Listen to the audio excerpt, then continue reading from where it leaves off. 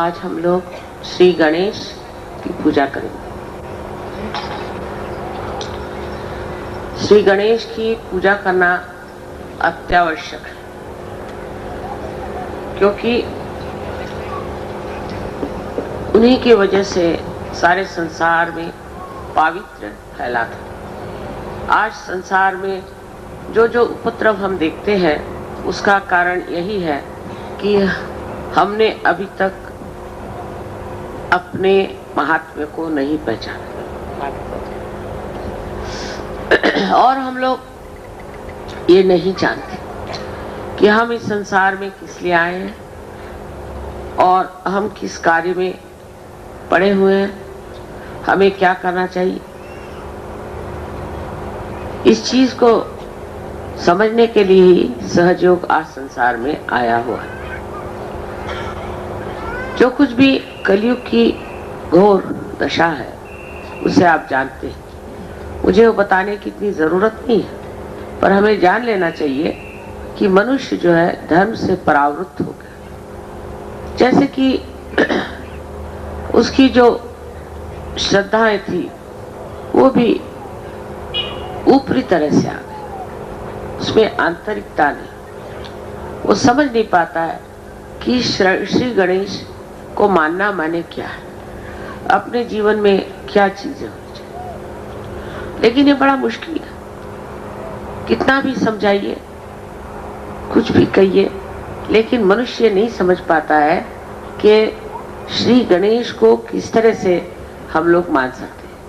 अगर वो एक तरफ श्री गणेश की एक आशीर्वाद से प्लावित है, नरिष्ठ है कि वो बड़े पवित्र हैं, वो सोचते हैं ऐसी बात।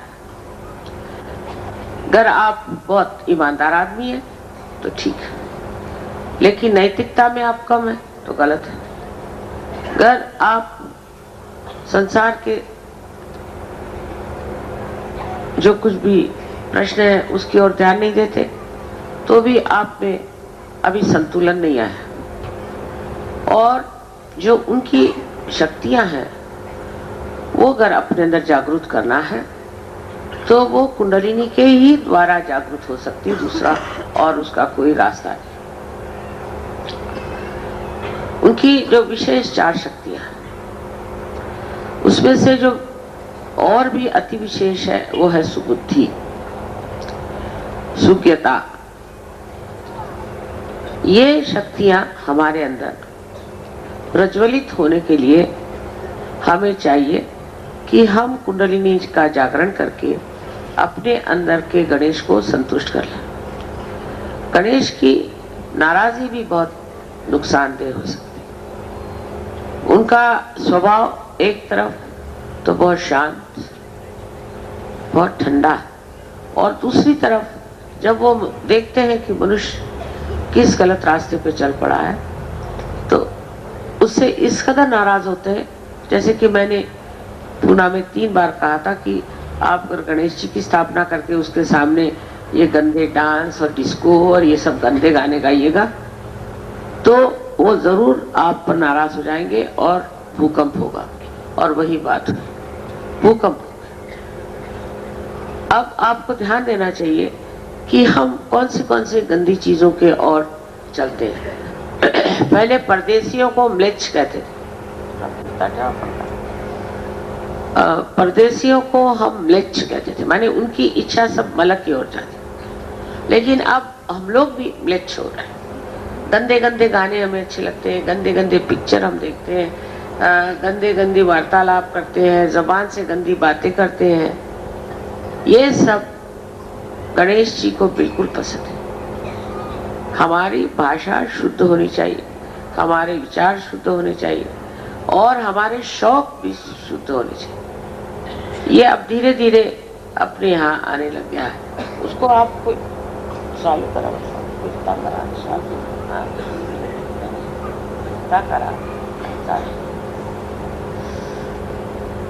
इस तरह की जब हम अपने अंदर भावना रखते हैं तभी हम अपनी इज्जत करते हैं, तभी हम सोचते हैं कि हमारी जिंदगी का कोई महत्व। हम कोई रास्ते पे पड़े हुए लोग नहीं, हम भारतीय हैं और भारत के लिए अनेक वर्षों की तपस्या है, अनेक वर्ष के पुण्यों के बाद ही आप भारतवर्ष में जन्मे थे। आपका जीवन ऐसी उछली चीजों के लिए नहीं, ये समझने की कोशिश करनी चाहिए। इधर जाएंगे सिद्धि विनायक में देखती हूँ लाइन लगी हुई, पर आप गणेश जी के लिए क्या करें? आप लोग ये गंदे काम पसंद करना न करें तो ये सब खत्म हो जाएगा। गंदी जगह जाना, खाना खाना, गंदी बातें करना, ये सब चीजें अपने यहाँ बड़ी ही सामान्य तौर पर लोग करने लगे हैं। मैं अभी देखती हूँ रास्ते पर लोग खड़े खड़े खा रहे हैं, कहीं कहीं जा रहे हैं, गंदी बातें कर रहे हैं, औरतों पे रिमार्क्स कर रहे हैं, गंदी निगाह से देख रहे हैं। ईसा ने तो ऐसा कहा था कि अगर आप एक आंख से 2 बार किसी औरत की तरफ देखें तो अपनी आंख निकाल के फेंक। अगर आपने एक हाथ से कोई गंदा काम किया तो हाथ काट के फेंक। मैंने ऐसा कोई ईसाई देखा नहीं अभी तक जिसका आंख निकला हो या हाथ कटा, पर वो अपने को ईसाई कहते हैं नाम पर, असली में तो नहीं। और हमारे देश में खास करके लिखा हुआ है कि सब में एक ही आत्मा का वास है, वो किसी भी जाति पाति का नहीं हो सकता। जात जो है मनुष्य के जन्म के अनुसार नहीं बनाई गई थी, वो उसके कर्म के अनुसार बनाई गई। और जो लोग जात को लेकर के और इतना महात्म्य देते वो भारतीय हो ही नहीं सकते। इसलिए जानना चाहिए कि हम लोग कितने काम ऐसे करते हैं जो बिल्कुल धर्म के विरुद्ध में, और जब ऐसे हम कार्य करते हैं तो हमारे अंदर गणेश जी नाराज हो जाते हैं। गणेश जी का नाराज होना भी बड़ा ही दुखप्रद है, क्योंकि उनके नाराजगी से हमें अनेक ऐसी बीमारियां हो जाती हैं कि वो किसी तरह से उसका कोई उपाय ही नहीं, जिसको कि इनक्यूरेबल कहती है, ऐसी बीमारियां हमें हो जाती है। इसलिए गणेश जी को हमेशा प्रसन्न रखना चाहिए। सबसे पहले तो इस पृथ्वी को, जो उनके माँ है, उस पृथ्वी तत्व को जिससे वो गढ़े हुए हैं उसको बहुत मान देना चाहिए। पहले जमाने में अभी होता होगा कि उठने से पहले जब जमीन को पैर से छूते थे तो पहले माँ से क्षमा मांगते थे कि तुझे मैं पैर से छूता हूँ, क्षमा कर। इतना हमारे यहाँ माना। आजकल तो कोई माँ बाप का ही नहीं मान रखता तो जमीन का कौन रखेगा? हर एक चीज का नमस्कार करना, हर एक के प्रति श्रद्धा में होना, ये अपने देश का एक विशेष स्वरूप। अब वो सब स्वरूप में नहीं रहे। न बच्चे माँ बाप को मान करते हैं, न पति पत्नी की परवाह करते हैं, न पत्नी पति की परवाह करती है। कोई भी संसार के जितने रिश्ते हैं वो बड़े मान पान से चलने चाहिए। और इस प्रकार नाना धर्म अपने देश में बताए गए, राष्ट्र धर्म बताया गया है। अब विलायती चीजें लेना, विलायती कपड़े पहना, विलायती डांस करना और विलायती उच्छृंखल सब चीजें उठा लेना, ये कोई बड़ी अकल की बात नहीं। हमसे विलायती लोग सीख सकते हैं, हम उन्हें सिखा सकते हैं, क्योंकि अपनी संस्कृति इतनी ऊंची है, वो भी श्री गणेश के आधार पर। खासकर इस महाराष्ट्र में अष्टविनायक बैठे हुए, महागणेश बिठाए हुए हैं, और यहाँ पर इस कदर गंदगी में देखती हूँ तो मुझे बड़ा आश्चर्य होता है कि लोग भूल गए वो कहाँ बैठे हो, वो कहाँ आए हुए। तो अपनी आप इज्जत करें, अपने को आप समझे। जब आप अपनी आत्मा को पहचानेंगे तो आप आश्चर्यचकित होंगे कि आपके अंदर अनेक शक्तियां, पर वो शक्तियों का आपने जगाया नहीं। इसीलिए दुनिया भर की गरीबियां, दुनिया भर की परेशानियां और दुनिया भर की गंदगी आ गई। आवश्यक है कि हम गणेश जी की पूजा जो बाह्य में करते हैं वो अंतर में भी करें और देखें कि हमें गणेश जी के कौन से गुण आए हैं और ऐसे कौन सी हमारी विशेषता है कि उनके आशीर्वाद से हम प्रसादित हो। ऐसे हमारे अंदर गुण आने चाहिए। एक दूसरे की इज्जत करना, एक दूसरों को मान रखना, ये सारी चीजें बताई गई। लेकिन सोचते ही ये क्या, परदेश में ऐसा कौन करता है, और परदेश में तो इतनी समृद्धि है। आजकल उनकी समृद्धि की हालत खराब हो गई। जिस चीज समझते थे अब समझ गए कि वो कोई खास चीज नहीं, वो भी उसमें भी गिरे जा रहे हैं। उन लोग की जो कुछ भी बातें हैं वो बड़ी बाई है। रास्ते उनके साफ सुथरे हुए लेकिन दिल बहुत खराब। उनके यहाँ जो जो चीजें मैंने देखी वो यही कि अंदर बिल्कुल गंदगी है और बाह्य में दिखाने के लिए समझ। और सारा इंतजाम वहां पर बिगड़ने का है। कोई बच्चा अगर वहां जाए तो उससे शराब नहीं छूट सकती, उसको सिगरेट पिलाएंगे, उसको गंदी जगह ले जाएंगे, डिस्को में ले जाएंगे, ये करेंगे वो करेंगे। इस कदर वहां गंदगी है कि घोर घोर घोर कलयुग वहां बस गया। हम लोग सोचते हैं कि वो लोग बड़े सुख में, माँ बाप कहाँ से सुख होंगे जिनके बच्चे ड्रग्स लेते। हम लोगों को अगर ठीक रास्ते पर रहना है और अपने अंदर के आनंद को उठाना है, जो सबसे बड़ी हमारे पास संपत्ति है, तो जरूरी है कि अपनी पवित्रता को बचाएं और अपने को बहुत ही समझ बूझ कर अपना जो व्यवहार है वो एक शान से बिताएं। ये नहीं कि भिखारी बन के और गंदगी से अपने को मलते रहे। हिंदुस्तानियों की जो बड़ी प्रशंसा है, अभी एक मुझे चाइनीज साहब मिले थे तो कहने लगे कि अच्छा, तो यही वो संपदा है जिसके बारे में हमने बहुत सालों से पढ़ा था कि हिंदुस्तान में आध्यात्म की संपदा बड़ी जबरदस्त है। अब आध्यात्म की संपदा है, इसमें कोई शक नहीं, पर उधर रुझान होनी चाहिए। रुझान तो हम लोग निच्छ हो गए, मल के और ही हमारी इच्छा जाएगी, जो चीज हमें मलिन करेगी उधर ही हम दौड़ेंगे। तो ये जो सुंदरता अपने अंदर है वो कैसे प्रकट होगी, वो कैसे दिखाएगी। इसलिए जरूरी है कि श्री गणेश की पूजा करते वक्त आप ध्यान रखें कि आप अंदर भी श्री गणेश की स्थापना करें, नहीं तो वो भी नाराज होने में बड़े कठिन है, उनको समझाना बहुत मुश्किल है। वो किसी चीज को भी पवित्रता से ऊंचा नहीं मानते, उनके सामने कोई बहस नहीं चलती, उनको कोई चीज से समझाया नहीं जाता। उन्होंने जो पवित्रता के बंधन बनाए हुए, उसमें रहने से हमें भी सुख मिलता है और वो भी प्रसन्न रहते हैं। Today I am talking about Sri Ganesha. Now we'll be parting, we'll be going back to your own country, and I must congratulate you the way you have come up to the expectations of Sri Ganesh. I am very happy with you people. I wish Indians would learn a lesson from you, that you are the people who don't have this tradition. You don't have Sri Ganesha established there.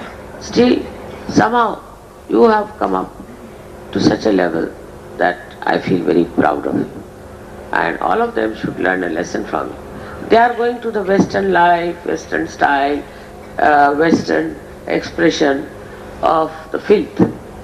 But you people have accepted it and are changed so much that they have to learn a lesson. That's what I'm telling them.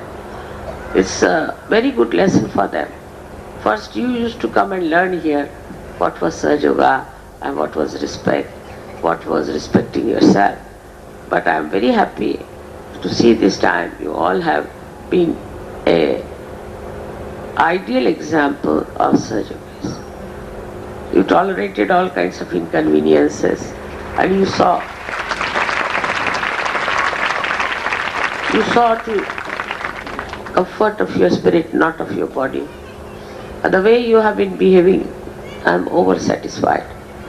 I hope you'll really grow into your spiritual dimensions and try to bring forth this dimension in other people of your nationality. Very important. You see all the bad points of these people and you see where they are going. You're worried about it.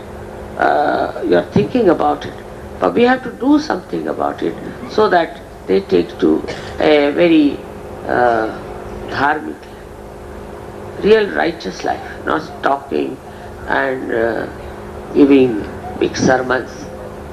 I am sure you can do that and you have done it. There are certain points about Sahaja Yoga that you have to understand the precise way of curing yourself and curing others. I'm hoping to write a book on that. I hope so. If it is finished, that will be useful for you to help yourself and help others physically, mentally, emotionally and spiritually.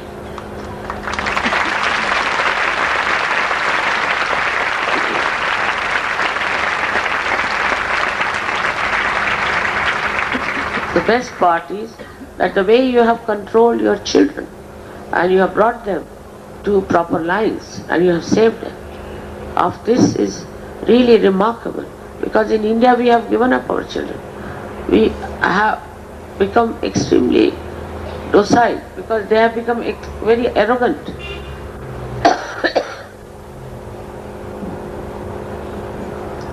And independent. And our love is so much for the children that we allow them to do what they like. But you people have really saved your children and they will thank you very much for this. I would like to thank all of you for doing this good work for yourself, for others and for your country. And I am sure will be very successful in a very short time, and it will become a global understanding of surgery. May God bless you. आज पूजेमध्ये सगळ्यांनी निश्चय करायचा की आम्ही आपलं आयुष्य श्री गणेशाच्या चरणी वाहून घेऊ आणि पवित्रता आपल्यामध्ये आणू. त्या पवित्रतेत आम्ही आमच्या मुलांनाही सोडणार नाही, त्यांनाही आम्ही चांगल्या मार्गावर ठेवू, त्यांनाही आम्ही चांगले शिक्षण घरात देऊ आणि वळण लावू. त्यात घाबरू नये. शिस्त ही मुलांना लावलीच पाहिजे. जर शिस्त तुम्ही मुलांना लावली नाही तर तुमच्या डोक्यात बसते. म्हणून मी निक्षून सांगते की जर तुम्हाला गणपतीबद्दल खरंच प्रेम असेल तर तुम्ही आपल्या मुलांना सांभाळलं पाहिजे. भलतं प्रेम काही कामाचं नाही. त्यांनी मुलं खराब होतील आणि तुम्हाला फार त्रास होईल. म्हणून ह्या वेळेला त्यांना जी शिस्त पाहिजे ती दिलीच पाहिजे. त्यासाठी थोडस वाईट वाटतं कधी कधी मुलांना आपण बोलतो किंवा मुलांचं असं झालं वगैरे, पण तसं काही वाटून घेतलं नाही पाहिजे. हे कर्तव्य आहे आणि आपलं कर्तव्य हे केलंच पाहिजे असं समजून जर केलं तर ही जी समोर येणारी वाईट पिढी आहे ती आपण टाळू शकतो आणि त्याला आपण रस्त्यावर आणू शकतो. हा जो समाज आपला बिघडत चालला आहे त्याला जर ठीक करायचं असलं तर सर्वप्रथम पालकांनी लक्ष द्यायला पाहिजे. त्यात शिक्षक काही करू शकत नाही. पालकांनी लक्ष दिलं पाहिजे आणि मुलांना हे समजून सांगितलं पाहिजे की पिढी आहे आणि तुम्हाला या समाजाला सांभाळायचं आहे. या घाणेरड्या समाजात जायचं नाही. या सिनेमावाल्यांचं सुद्धा दिवाळं वाजवलं पाहिजे. म्हणजे ते असे घाणेरडे पिक्चर काढणार नाहीत, घाणेरडे शिकवणार नाहीत आणि घाणेरड्या गोष्टी मुलांना येणार नाहीत. इतकं होईल की मुलांना हे नकोच असं म्हणतील. असं त्यांचं आताची मुलं फार चांगली मुलं आहेत. जन्मताच पार झालेली पुष्कळ मुलं आपल्या देशात आहेत. पण त्यांना जर नीट वळण लावलं नाही, त्यांना वाईट काय चांगलं काय समजलं नाही तर ती मुलं तेच वाईट कामं करत राहणार. म्हणून आज श्री गणेशाच्या ह्याच्यात तुम्ही आपल्या मनात ठरवून द्यायचं की आम्ही माताजींना दाखवून देऊ की आमची मुलं आणि आम्ही आमचं घरद्वार आणि आमचा समाज हा गणेशाला प्रसन्न करणारा झाला पाहिजे. मला पूर्ण आशा आहे की तुम्ही इकडे लक्ष द्या. बाहेरून गणेशाची स्तुती गाण्यात काही नाही. बाहेरून त्याची प्रार्थना करणार किंवा त्याच्या देवळात जाऊन घंटा वाजवण्यात काही अर्थ नाही. आपल्या हृदयामध्ये घंटा वाजली पाहिजे. ती जेव्हा वाजेल तेव्हाच हे पावित्र्य पसरेल आणि त्या पावित्र्याने सगळ्यांचं भलं होईल आणि उत्तम. सगळ्यांनी सहयोगामध्ये जागृती घेतलेली आहे. तुम्ही जर सगळे सहयोगी आहात तर तुम्हाला जास्त सांगायला नको. पण बाकीचे जे लोक आहेत, नातलं, तुमचे मुलं बाळ सगळे जण आहेत, लेकी सुना, सगळ्यांना सहयोग हा आला पाहिजे असा निश्चय करूनच आज जायचं. आणि तसं घडेल तर तुमची इच्छा असली तर हळदी कुंकू करून त्यांना बोलवून हे सांगा की सहयोग घ्या. सहयोगाशिवाय मार्ग नाही. आणि तुम्हाला पाहूनही ते लोक सहयोग घेतील अशी व्यवस्था आहे. तेव्हा श्री गणेशाला जे रुचेल त्याला आवडेल असंच आपण केलं. नुसतं त्याला मोदक देऊन काय फायद्याचं. मोदकामध्ये काय ते पाहिलं पाहिजे. मोदकामध्ये जर तुमची सदिच्छा असली, तुमची जर शुद्ध इच्छा असली तरच त्याला ती पसंत आहे. नाही तर बाकीचं मोदक तर त्याला काही नको. तेव्हा आता शुद्ध इच्छा ठेवायची आणि शुद्ध इच्छा म्हणजे कुंडलिनी. आणि ही शुद्ध इच्छा म्हणजे अशी की आम्हाला सहयोगामध्ये पूर्णपणे उतरू द्या तसंच आमच्या घराण्यातले सर्व लोकांना सहयोगाचा लाभ होईल. सगळ्यांना अनंत आशीर्वाद. May God bless you.